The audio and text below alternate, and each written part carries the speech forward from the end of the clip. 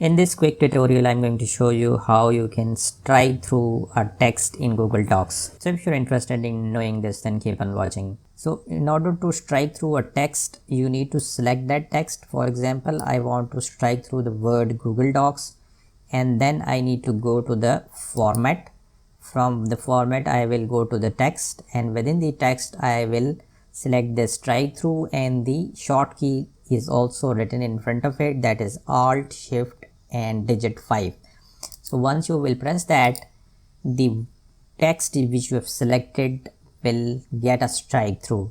So this is how you can strike through a text within the Google Docs.